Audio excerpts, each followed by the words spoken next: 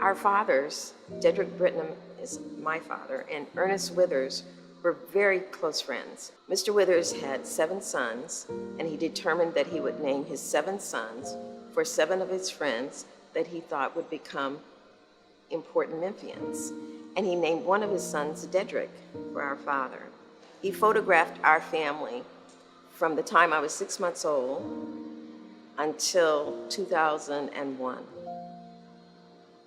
Our family's Catholic, and when it was time for First Communion, Mr. Withers was going to come by the church, St. Augustine Catholic Church on Walker Avenue here in Memphis, and take photographs. He was always taking photographs all over the city for many events, all times of the day and night. Well, he didn't make it to the church that morning at 10 o'clock or 11 o'clock, whatever time Mass was. We're sound asleep in our beds, and he came knocking at the door at about 10 p.m., waking up our parents. And then they woke us up and put us all in our First Communion clothes again in the middle of the night, and he came to take our photographs. So the photograph here was made in our dining room.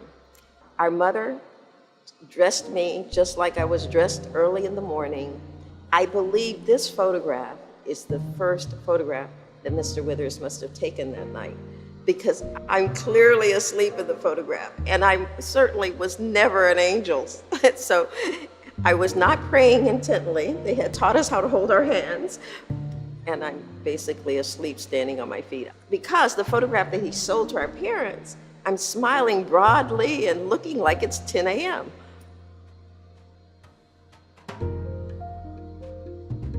Mr. Withers photographed every event in the Black community. Many children's birthday parties.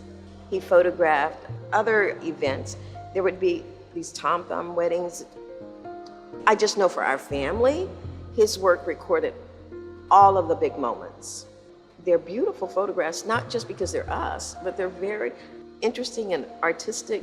I have a photograph of our parents that I love, where our father has a pint in his pocket and our mother is chewing gum and they're laughing. When a Black photographer photographs a Black person, they see beauty, and it's easily translated. It's important, I think, to realize what these men were doing. They were really preserving our culture and our family histories, images that last as long as we keep these pieces of paper. And it's not the story that you hear very often now. Where his studio was located was a very thriving Black commercial district with a pharmacy, a business college, 4 funeral homes, physicians' offices, lawyers' offices, and they kept and recorded that history for us. And so of the million negatives he has, I'm excited to see every single one of them, because I know that it's a repository of all of our life in Memphis.